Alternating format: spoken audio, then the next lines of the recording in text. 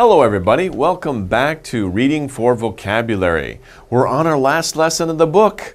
I hope you enjoyed studying with me, but we have one more lesson to go, so we have something more interesting to go over before we finish with the book. And of course, we're still talking about the topic of cycles, right? Things that go around that continue and continue. They don't really have a beginning or end, they just continue to go. This lesson, lesson 15, we're talking about as the earth moves. So now we're talking about the cycle of the earth's motion. As you know, you should know, the earth moves around the sun. That's a cycle. But we'll talk about some other cycles too that you may not know about concerning the earth's motion. So that's what we're going to read about. We're going to focus on Earth's motion and weather. So we're not just talking about the motion of the earth, but we're also talking about how does that affect the weather? How does that change the weather on Earth, right? When the earth is moving through space, what effect? How does that change the weather on Earth? So it'll be an interesting lesson about that. But of course, as usual, let's study some vocabulary so that we can understand the reading passage more quickly when we get to that. Okay, the first word on our word list is defined as to understand well. And I hope you've understood my lessons well. What is another word to understand well? It's to comprehend. It's a big word, right? Comprehend. Only 3 sounds, so not so bad. Comprehend. Comprehend means that you understand well. So like I said, I hope that you comprehend my lessons with you well. I hope that you can comprehend, and I hope that I explain things well enough. Okay, good. So number 2, to make bare. When you make something bare, like when I get a haircut, right? I expose my head. If I get a really short haircut so you can see my skin, then I've exposed my head, right? To expose something, to make bare. If I roll up my sleeves, you can see the skin on my arms. I have exposed my arms, right? I'm not going to do it. That takes too long. But you get the idea, right? You take off a hat, you've exposed your head to the sky outside. Okay? So to expose, to make bare. Next one. Half of a sphere. Now a sphere, what is a sphere? A sphere is a round shape, but not just 2-dimension, 3-dimensional. That's a sphere. So if we look at the earth, right? The earth is a 3-dimensional circle, right? It's a sphere. A circle is only 2 dimensions, right? A circle is just 2 dimensions, but a sphere is 3 dimensions. We can see the shape in 3D. Okay, so half of a sphere. But now we're talking about half of a sphere. So if we talk about half of the world, usually we talk about like the northern half or the southern half. And when we do that, we use a special word, and that word is hemisphere. Hemi. Now, think of this word, it's one word, but think of it in 2 sections. First we have hemi, and then we have sphere. Of course, you know a lot of English words are shorter words or smaller words that are joined together. In this case, hemi is a Greek word. It has its origins in the Greek language, as many words do have origins in Greek or Latin, right? In this case, hemi is a Greek prefix. Hemi means half. Hemi is half.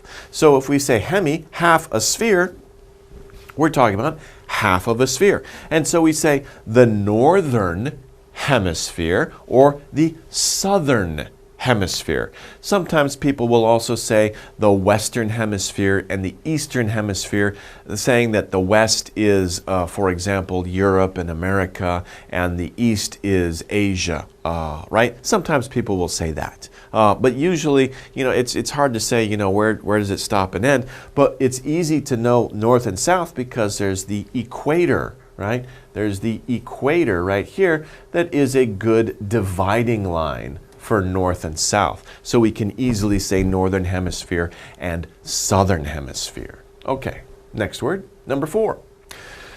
Maybe you've seen this picture before. It's not to scale, right? If it was to scale, it would be too big. We couldn't show it here.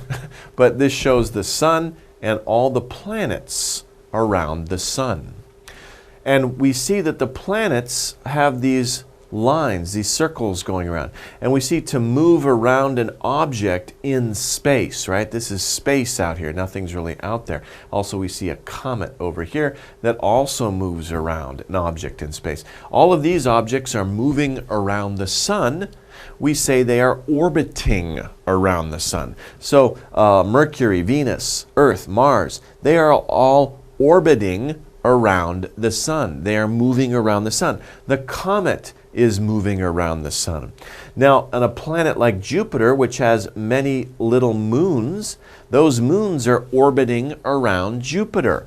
Our moon, the moon that we see at night, orbits around Earth. Okay, so there are many different orbits that we can see in the night sky. It just means an object, a big object is moving, well, not even a big object, could be a small object. Like when astronauts go into space, they go around the Earth. They are orbiting the Earth to move around another object in a circle or some type of circle.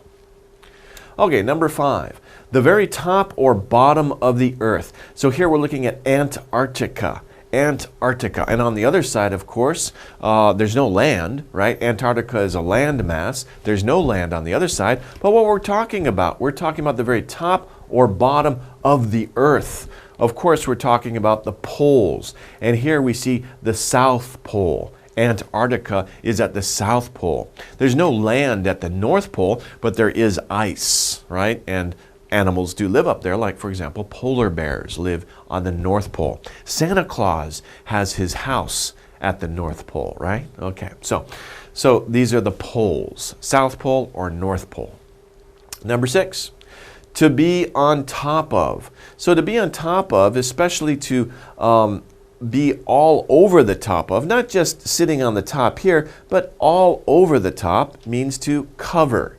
So this blanket is all over the top of the car and it hides the car. Actually, we can't see the car. We know it's a car because we can see part of it right here. But if we can't see it, we see that this blanket or this sheet covers the car. Okay, so cover doesn't just mean to be on top of something. Like, for example, there's a dog here, right? I'm not a very good artist, but okay. Anyway, that's my doggy. If the dog is sitting up there, the dog is not covering the car. To cover means to cover all the entire surface of something. To cover a large surface of something. That's to cover. 7. Not circular, shaped like an egg. So this looks like a mirror, right? Okay, but it's not a circular. A circle is more like this. Now, can I draw a circle? I'm okay. That's not a very good circle. Again, I'm not a very good artist. But if you can draw a perfect circle very quickly, perfect circle, that's a circle. But this is not a circle. This looks like an egg. So what do we call it? We call it elliptical. Elliptical. Now, an easier word, of course, is also oval. An oval shape. This would be an oval shape, but more scientific word is elliptical. Elliptical. Elliptical shape is like an oval. It's not a perfect circle. Okay, 8. A particular length of time. So a particular length of time, beginning and ending, and we call that, that's a certain period of time. I just gave you the word period. A period of time is what we call a particular length. So an hour is a period of time. A minute is another period of time. A second is a period of time. So there's many different periods of time. It's just a particular length of time. We give it a name. Okay, number 9. Now this girl has a decision to make, right? She can go right or she can go left. So she's thinking of something. What is the verb that means to think of something? Especially to think about it deeply is to consider. She's considering, okay, what's the fastest way to get to the store? Should I go right or should I go left? Okay, so she's thinking about it. Okay, she's considering her choices, especially when we have a choice to make. We consider the good points and the bad points about each choice, and then we make our decision. So we consider. Number 10, Something that influences or has a part in. So something that influences or has a part in, we call that a factor. Now this is more of a, maybe a scientific word, right? A factor is like, for example, I just said we think about the good points or bad points. All the good points, that's a factor. All the negative or bad points, those are also factors. We call those pros and cons, right? Pros are good points and cons are bad points. These are all the factors that we use. We think of all these things when we consider something. So they're all the things that influence our choice or has a part in our choice or the result of something. Those are factors. Okay, next one. Uh-oh, somebody's in trouble, right? I think the cat knocked over the potted plant and the dog is looking at the cat saying, you're in trouble, you know, when master comes home, okay? To be the cause of something is to be responsible for. Responsible. So, responsible. Responsible. Who is responsible for this mess?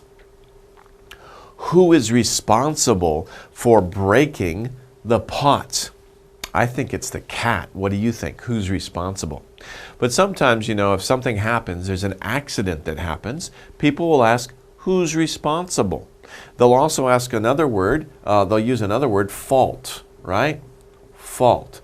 And when you use fault, you can say, it's my fault. If you say it's my fault, that means I am responsible.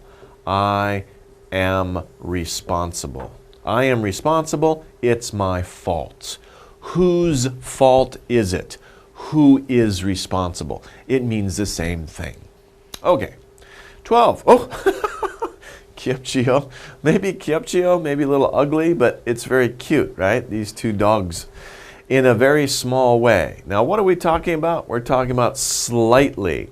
So these two dogs are slightly similar. I'm not really sure what we're doing with the picture here, but slightly, in a very small way. Maybe they're licking their lips slightly, all right, just a little bit, in a very small way. Slightly. If you do something, but it's not in a big way, it's in a small way, you can say slightly. Give you another example. It rains, right? Sometimes it rains heavily, really coming down. That's not slightly, it's not slightly raining, it's heavily raining. But if it's raining and just the little tiny drops are coming down, you could almost go outside without an umbrella. You won't get too wet. It's just raining slightly. Just jokum, right? Jokum piwao, right? Just a little bit of rain is falling from the sky. It's slightly raining. Okay, next one. Here looks like a calendar, Monday, Tuesday, Wednesday. Not long lasting. If something doesn't last a long time, it only lasts 1, 2, or 3 days, it doesn't last very long, depending on what it is, right? If we're sick for 3 days, we think it's a long time, but really it's just short term, right? It's done in 3 days. It's over in a day or 3 days, right? Short term, it doesn't last very long. What's the opposite of short term? Well, of course, we would say long term, pandero, right? Long term is the opposite, pandero, of short term. So you can talk about something that's short term, and you can talk about something that's long term. Okay, those are opposites. 14. Now, somebody made a mistake here, right? 1 plus 1 equals 3? That's crazy. The word is defined as something that is smart and logical. We would say it's sensible, sense. It makes sense. Now, usually when we use sense in a sentence, we don't say its sense. Don't say its sense. Say it makes sense. You have to remember, use this word here. It makes sense. Don't just say its sense. No, it makes sense. Now, this doesn't make sense. This doesn't. It doesn't make, and then we use S because doesn't. It doesn't make sense. 1 plus 1 equals 3. That doesn't make sense. Okay, it's not smart, it's not logical. Okay, so when we use the word sense, we use it to describe something that's smart and logical. That makes sense. That's logical. When something is not logical, we say it doesn't make sense. Okay? Okay, next one. For the entire year, and of course, this looks like, I'm not sure, but I think it's Mount Everest in the Himalayas. And you think about Mount Everest. Whenever you think about Mount Everest, you think of snow. And it doesn't matter what time of year it is. It could even be the summertime. There's still snow in the mountains, on this mountain, because the mountain's so high. So for the entire year, we say year round. There is snow year round on Mount Everest. That means all year long there is snow on Mount Everest. It's year long. Okay, last one. According to science, this guy is very smart, right? He's doing some kind of engineering diagram. Okay, technically, if he's doing something and he's getting into, according very specifically how it's used. Technically, you could say it's according to a scientific method, according to science.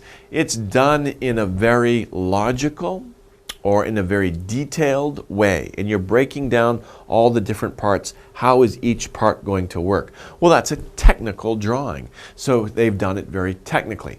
Now, sometimes people will use this word technically, right, adverb, to describe something exact. For example, a lot of things we just say generally, and they may not be true, right? Exactly. They might not be true in all cases. So in that case, we say, well, technically, that's not true.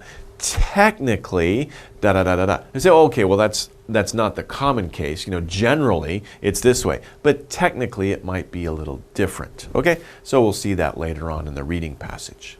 Okay, let's go over these words here. Let's do the exercises. Choose the word that best completes a sentence. Can you beep this math problem? So when you're looking at a math problem, sometimes math problems are difficult to understand. So we might ask our friend, can you what this math problem? Usually maybe we're looking for a word like solve or understand, right? Well, what word means that? A, behave, B, comprehend, C, orbit, and D, cover. Well, of course, we're looking for comprehend. Can you comprehend this math problem? Because comprehend means, do you understand this math problem? If you understand it, then you can solve the math problem. First, though, you need to comprehend it. You need to understand it. Once you understand it, then you can solve it, right? So, not can you behave, not can you orbit this math problem. That's weird. Can you cover this math problem? Oh, I'm afraid. Cover it, hide it, right? That's strange too. What we want is, can you comprehend this math problem? Do you understand it? Okay, next one is a command. Beep your eyes. You shouldn't see this. So if your friend says, oh, don't look, right? You want to do this to your eyes. What am I doing, right? So I cannot see something. Am I orbiting my eyes? That would be really weird, right? My eyes turn around. That's strange. Now, I'm not orbiting my eyes. Am I comprehending my eyes? Well, I understand my eyes, but I can still see. That's weird, right? We don't say that. Make your eyes? How do you make your eyes? That doesn't make sense. Cover. Cover your eyes, right? So you have a surprise. I want to surprise you. Cover your eyes.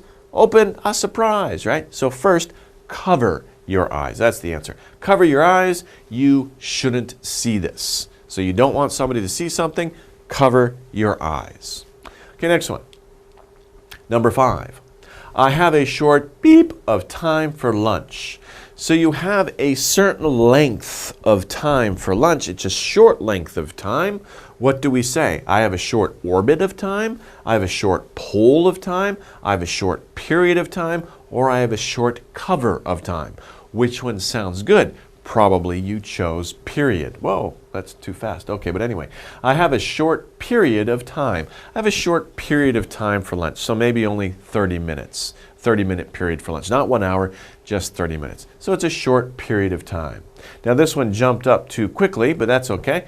The North Pole is in the Arctic. Remember, we talked about pole, right? We have a north pole and a south pole. Those are the top and the bottom of the Earth. And the North Pole is in the Arctic. Not the North Orbit, not the North Cover, not the North Period, that's weird, but the North Pole. The North Pole is in the Arctic. Where is the South Pole? The South Pole is in the Antarctic. Arctic, yes, if we can spell it right. Oh, yes, we did. Okay, Arctic. Okay, you can see because Arctic, you just use Arctic here, but Antarctic means the opposite, Antarctic. Okay, so Arctic, Antarctic. Okay, well that wraps it up for the vocabulary section. Next, we're going to use those words in the reading passage, so stay tuned, don't go away.